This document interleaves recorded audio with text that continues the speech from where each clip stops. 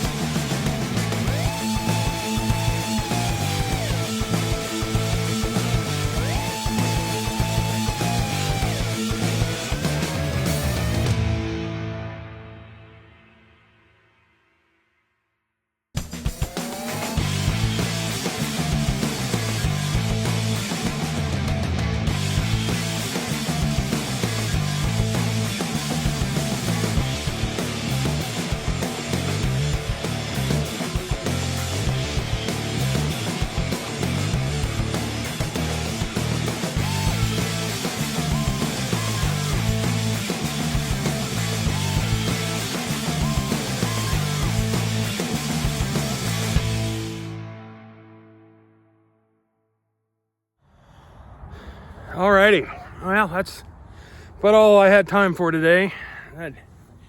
I'm sure you noticed in the couple of the clips we had some technical difficulties with the motor. For whatever reason, if you idle it down and let it run at half idle or whatever for any amount of time, it likes to like carbon build up, and it takes a while to get that carbon off the piston to where it's firing right. But after that, it ran fine. I bet you also noticed that when I pick stuff up with my right arm, I wince. Well, that's the elbow I broke.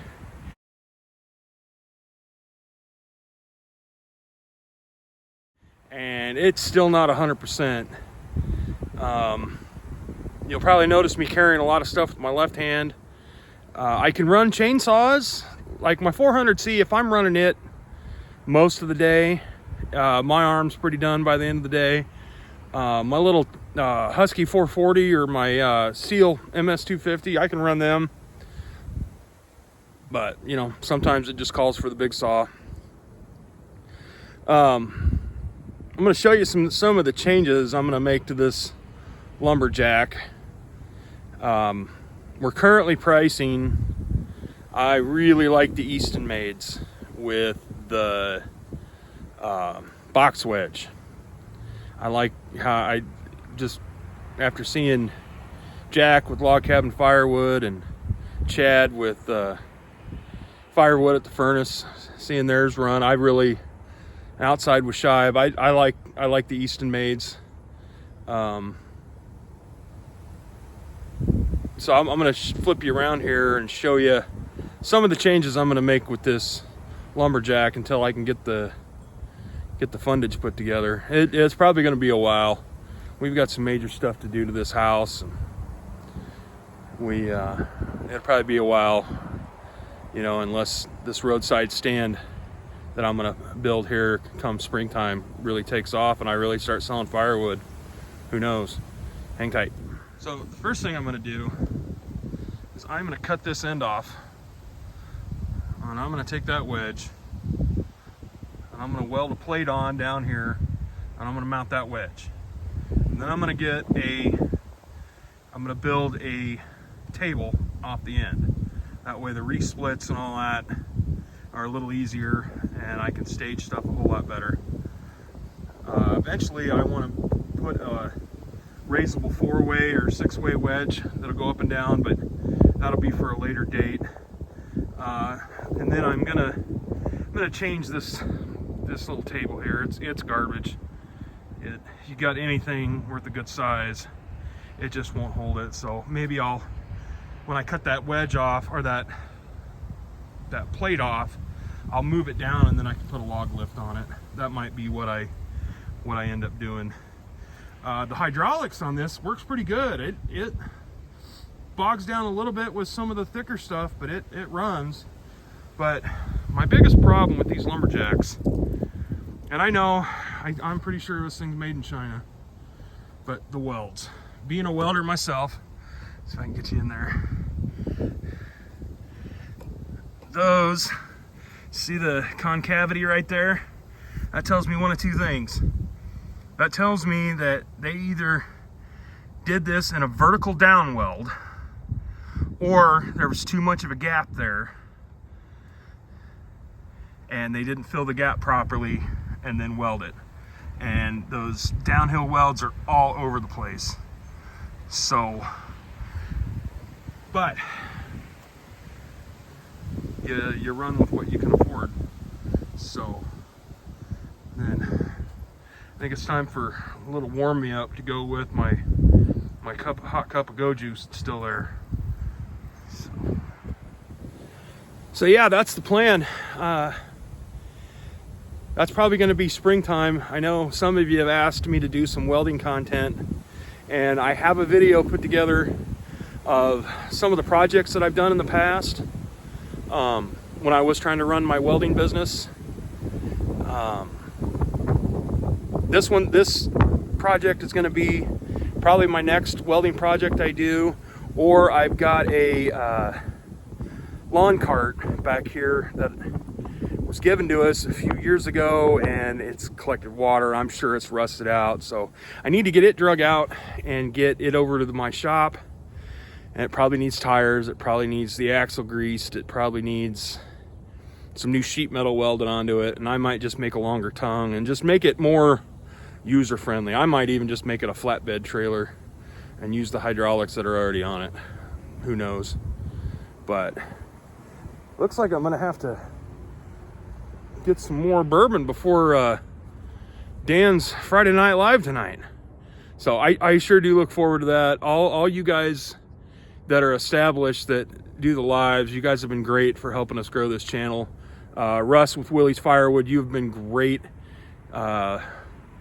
Jack with Log Cabin Firewoods, your 6-hour marathon the other day, that gained me a lot of subscribers. Dan, I've gotten some off of your Friday Night Live with Back 40 Firewood. So I'm looking forward to that tonight. Right now I gotta get kind of cleaned up and take Sheila to work. So I think it's time to go inside and call it a day. You guys have a good day, and don't forget to like, subscribe, hit all the ringy dingies at the bottom. Follow us on Instagram at 515 Homesteaders. That's where my wife puts most of the canning stuff on there. For whatever reason, when she's not on camera, she is the biggest social butterfly, and I usually clam up, and I've got a, what do they call, a resting bitch face until I get to know you, and then I'll lighten up, and then I'll joke around with you and all that. When we're rolling, it's the opposite. She clams up, she gets nervous, so you probably won't see her on camera too much. But I'm gonna help her through it, and we'll get past her, because I'm sure you'd rather look at her than me. So anyway, have a good weekend, and we'll catch you on the next one.